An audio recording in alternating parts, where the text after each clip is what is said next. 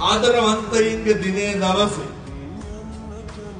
දැන් මොකද ආදරවන්තයින්ගේ දිනේ කියලා රොබින්නේ මේක සුසේරටම පොදුනේ සත්කුණ සිව්පාවට ඉඳන් ප්‍රයම්මට තාත්තට ඉඳන් පයස් පරතරයක් නෑ ඒක තරුණයන්ට යෞවනයන්ටම පමණක් නෙමෙයි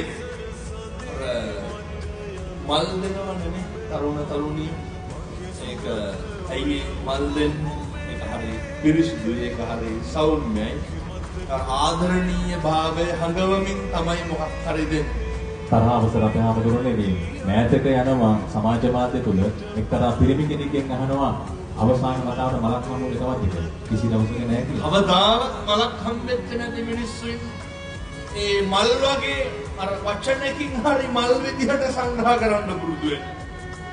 එතකොට මල් වගේ දේවල් දෙන්න බුදුහාමුදුරුවෝ දේශනා කරන්නේ වනයේට ගිහිල්ලා තැලිච්ච පොඩි වෙච්ච මල් කලවමේ අඩාගෙන ඇවිල්ලා අපි කාටවත් තැලිච්ච මලක් දෙනවා. අපි කාටවත් පොඩි වෙච්ච මලක් දෙන්න ලස්සන මලක් දෙන්න. හිත හැදෙන්න හිනාවක් එන මලක් තමයි දෙන්නේ.